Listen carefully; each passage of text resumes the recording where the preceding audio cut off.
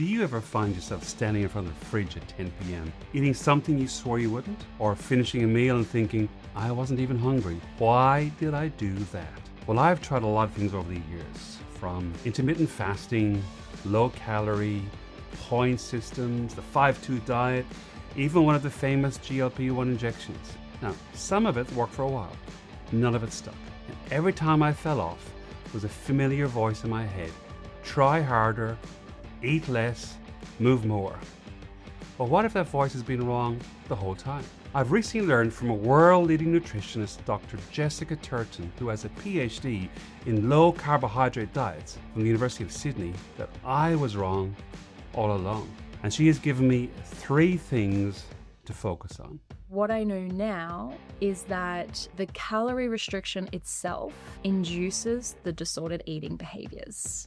I didn't know that at the time. You know, when someone's got disordered eating, everyone around them just says, stop, why are you doing this? As if it's a choice. But it's not a choice. It's a consequence of calorie restriction. Today I'm going to share with you those exact 3 things that you can start doing right now that she shared with me, from me, and why they'll work.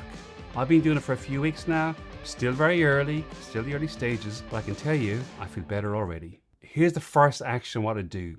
Understand the difference between your basal metabolic rate and a dangerous calorie target rate. Your basal metabolic rate is the minimum amount of energy our organs need to function.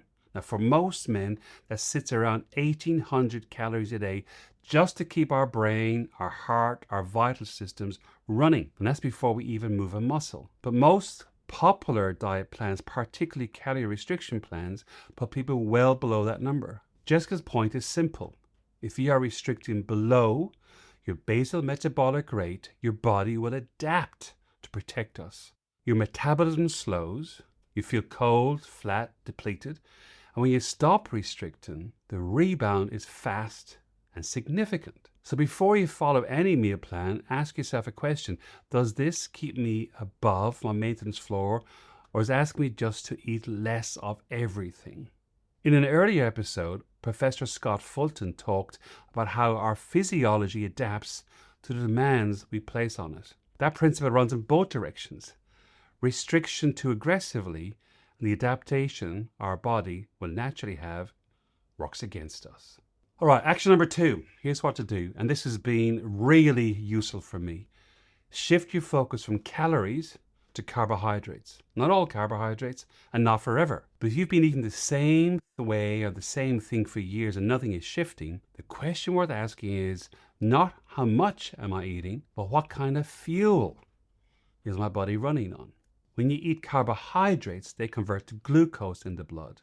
Insulin rises to manage that glucose, and when insulin is elevated, our body cannot burn fat for energy. It has no reason to do so. But if we lower the carbohydrates, we lower insulin, and the body then switches to burning fat as its primary fuel. Jessica says this is a thing that she stumbled onto through her own experience, and then she spent a whole PhD validating that research for type 2 diabetics. Jessica also pointed to something worth sitting on. 98% of diet studies that report failure are studying calorie restriction diets. Low carbohydrate diets that have been eating to fullness when we feel full, that have been studied for up to 5 years, with people still on them. Type 2 diabetes is reversed, medications are reduced, people feel better. Different data set entirely. Action number 3. Here's what to do. Get a continuous glucose monitor and wear it for at least 2 weeks trial. These are small sensors you attach to your arm, no finger pricks, they just stay in your arm the whole time, and they continually monitor what's happening in your blood as you sleep, as you eat, as you move. You can get them with a prescription from your doctor or pharmacies, and a lot of the companies that create them will give you a 2-week trial just to see how it works. Jessica told me she used them with her patients not because the data is the point, because seeing the data is believing the data. When someone watches the blood glucose spike after, say, eating toast, but then stay flat after eating eggs, the argument is over. They have their own evidence.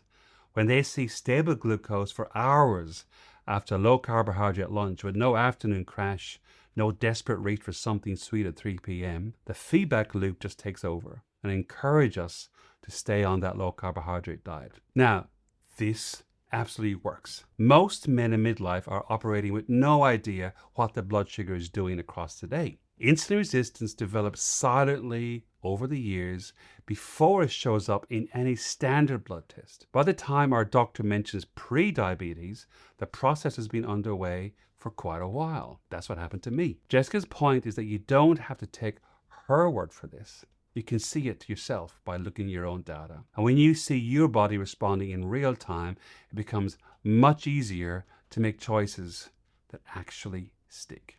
Now, I'm saying this from my experience. I did a 2-week trial and I was really surprised to learn how some foods had no negative impact on my blood sugars, including Guinness, by the way. That's a food. But a slice of pizza with barbecue sauce not only raised my sugars significantly, but the sugars stayed raised for many hours. The calorie content was actually similar. The carb content was dramatically different, as were the results. Now, I would not have known this at all if I didn't have a 24-hour glucometer test. In an earlier episode, Dr. Jennifer Luman talked about the importance of biomarkers, the numbers that tell us what's actually happening inside, not just how we feel, but what's actually happening in our blood. A glucose monitor is one of the most accessible and immediate biomarkers available to anyone right now. Since I did my trial, I've reached out to the company to extend my trial, and I'm intending to wear a monitor for the next couple of months so I can get really, really aware every single day of what I'm eating and how that is impacting my glucose. So 3 things. Know your metabolic floor before you cut anything. Shift the fuel source to protein and fats. Don't change the quantity. Get a glucose monitor and watch what actually happens when you do this. Now, this is not complicated, but it's very different from the advice most of us have been following for a long period of time. Now, I'm quite new to this. I'm a few weeks in, but already I'm noticing it's working for me. Jessica's parting line was, don't overcomplicate it. Eat more real food, monitor what happens. This is where it starts. Now, if you found this useful, the full conversation with Dr. Jessica Turton is in the description below. She goes really deep on insulin resistance, low carb science, and what a realistic day eating plan could look like. It's really worth your time. If you found this useful, please subscribe. There's a lot more where this comes from. And if anybody in your network you think would find this useful, please send it to him. Most of our listeners are coming onto the show because one of their friends or their family members has said, this is a show you should listen to. I'm really glad they have, and I'm really glad you refer them. Until next time, don't let the old man in.